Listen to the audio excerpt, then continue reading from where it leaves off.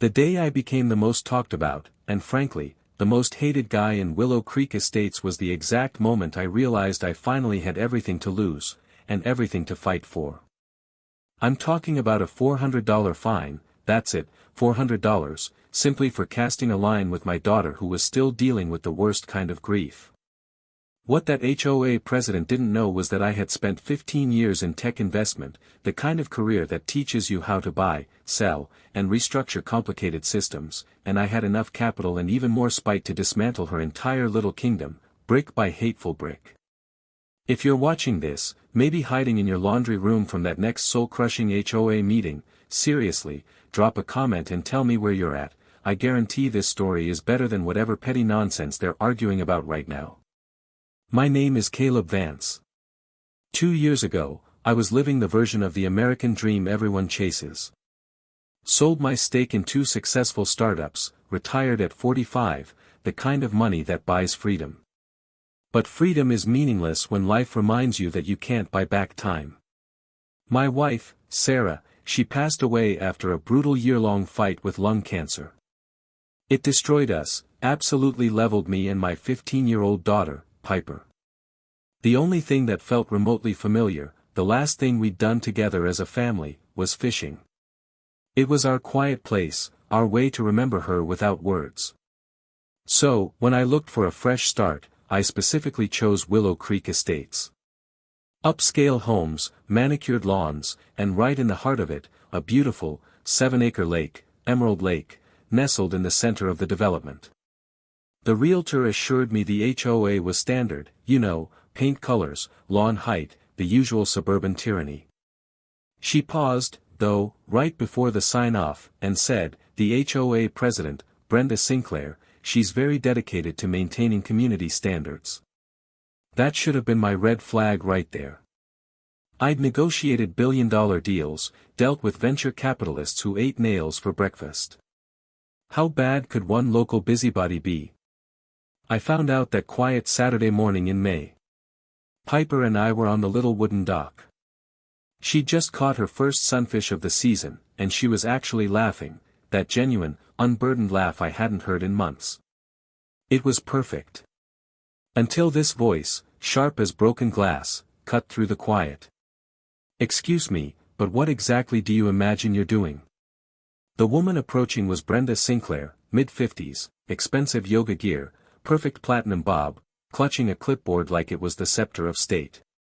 She looked at our simple tackle box and Piper's rod with pure disdain, like we were defacing a museum.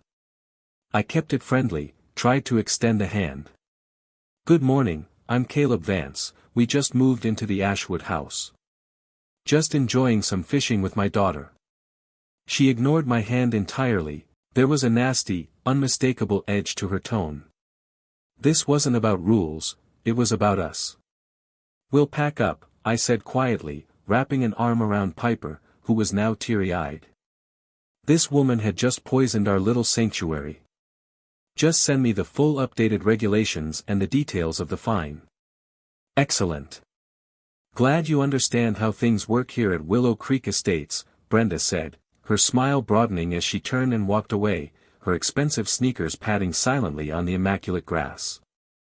Later that day, after tearing through my inbox and spam folder, no email, of course, I started digging into the HOA. What I found was illuminating, and honestly, a little sickening. Brenda Sinclair, 8 years as HOA president, also owned Sinclair Lux Properties, a local real estate brokerage specializing in luxury community turnovers. And then I found the real kicker, a clause buried deep in the original community documents. Emerald Lake wasn't actually owned by the HOA. It was owned by the original developers, Meridian Group, who leased the recreational rights to the HOA for 30 years. I knew I needed help, someone who understood the local dirt. The next morning, I introduced myself to Walter Dixon, a retired judge who lived 3 doors down, walking his beagle. Brenda Sinclair. Ah, you've met the neighborhood tyrant, Walter sighed. She's been running this place like her personal fiefdom for years. Most of us just pay the fines and keep our heads down. Walter invited me over for a bourbon that afternoon. He pulled out a folder of documents, the kind of meticulous records only a retired lawyer keeps. The HOA can set the rules because of the lease, he explained, pointing to a highlighted date. But that lease expires in less than 60 days. Meridian is in deep financial trouble, over-leveraged on a failed commercial project. They are looking to liquidate assets fast. And our dear Brenda knows it. Walter had heard through his old legal network that Brenda was in private talks with Meridian to purchase the lake property herself, not for the community, but for Sinclair Lux Properties. Her plan: reduce the lake area and build half a dozen more luxury lakefront homes. That explained the fishing ban. It was about restricting access to soften the community up for the private takeover. Walter then introduced me to Marcus Jones, a community member who had long opposed Brenda's clique. Marcus, a former systems analyst, was quiet but sharp. He brought his laptop to Walter's study, showing us a meticulously organized spreadsheet. I started tracking violation notices 5 years ago, Marcus explained. It was anecdotal at first, but the data is undeniable. Homeowners of color, new families like yours, anyone who spoke against her, they received violation notices at 3 times the rate of the Sinclair Old Guard. Then, guess who snaps up the properties when they sell at below market rates because of the accumulated fines? Shell companies connected to her brokerage. We learned Brenda's network of LLCs, Lakeview Investments, Cypress Holdings, were all ultimately traceable back to her. She was a petty dictator and a shrewd, manipulative operator, running a scheme of financial and social engineering. The lake wasn't just a profit center for her, it was a desperate gamble. Marcus's banking contacts confirmed, Sinclair Lux Properties was highly leveraged. The lake deal was her financial survival plan. She needed a quick, massive win. This gave me the angle. I specialized in distressed assets. Brenda was aggressive because she had to be. That made her dangerous, but also predictable. I told them my plan. I have the capital to close immediately. Brenda is trying to scrape together investor money. Meridian needs cash yesterday. I'm going to buy the lake right out from under her. We waited. We let Brenda commit publicly. We tracked her movements, her meetings with the city councilman, a cousin of hers, naturally. We let her call an emergency HOA meeting to announce a special assessment of $50 per month from every single household, supposedly for lake improvements, but really, a war chest to fund her purchase. She stood at the podium with a shiny PowerPoint, elevating Willow Creek, a premier vision, talking about property values and prestige. She even launched a thinly veiled smear campaign against me, calling me financially unstable and an outside agitator.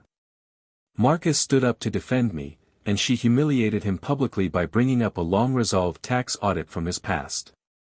It was pure, vicious theater. I was getting hit with new violation notices daily, wrong shade of taupe on the garage door, improper weed control, a citation for Piper's bike being left in the driveway for 15 minutes.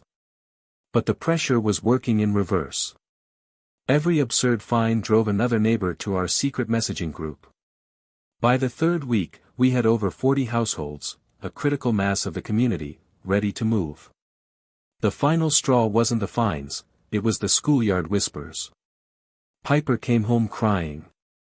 Brenda's friend's daughter had told her we were troublemakers trying to bring down property values. This wasn't a property dispute anymore. She was targeting my kid. That night, I called Walter.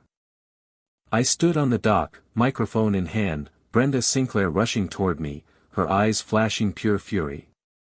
This is a private community event, Vance. You were not invited, get off this property immediately, she hissed, reaching for the mic.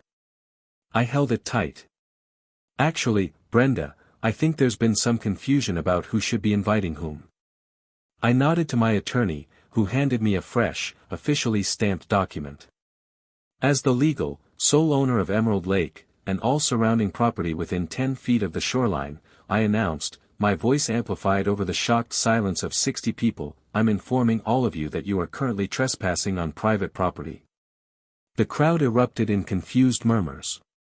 Brenda's face went from angry red to pure, sickly white, like someone had just pulled the plug on her entire life support system. What are you talking about? This is HOA property. We have a contract. No, Brenda, it never was HOA property. It belonged to Meridian Group until 3 days ago. I held up the deed, letting them all see the seal, when I purchased it outright for cash. And effective immediately, I'm terminating the recreational use agreement. I gestured to the deputy.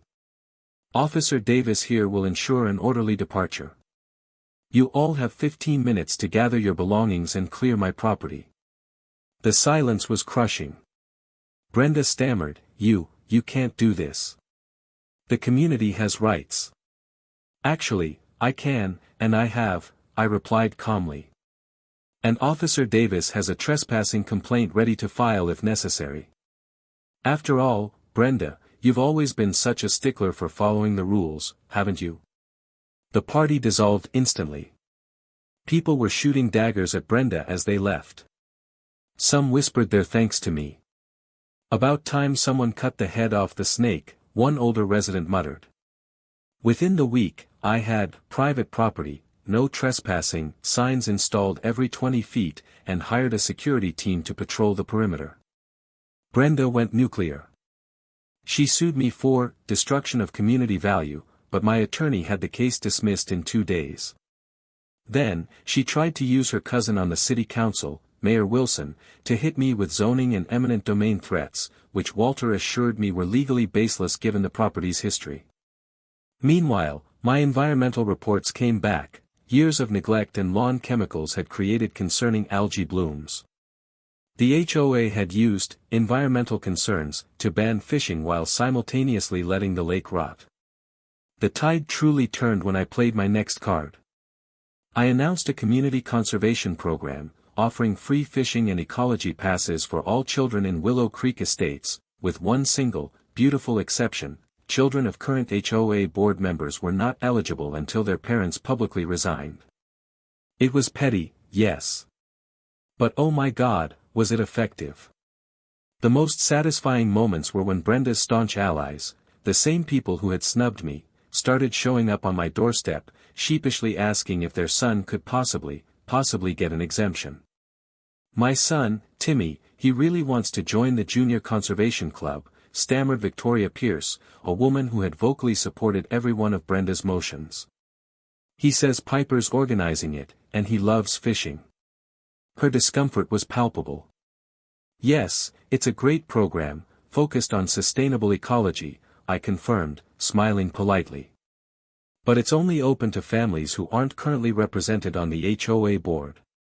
Victoria's face was a masterclass in frustration mixing with calculation. I've been reconsidering my position on the board lately, Caleb. The recent decisions are quite concerning. How interesting, I replied, perfectly neutral. Well, if your situation changes, please do let me know. The club starts Saturday. Many of you may not be aware, I explained to the stunned gathering, but over the past month, using my old banking connections, I've also been quietly purchasing the mortgage notes on several properties in this community from the local bank. I paused, letting the silence build. Including the note on Brenda Sinclair's home. The room erupted. It was perfectly legal, utterly unconventional, and gave me absolute leverage. I assured everyone I had no intention of foreclosing on anyone. I was ready to offer refinancing at below market rates to every single homeowner. But first, we had to fix the broken system. The vote to replace the HOA leadership was nearly unanimous. Brenda was forced to resign in disgrace, facing criminal charges and multiple civil lawsuits. Her toxic reputation made her house unsellable.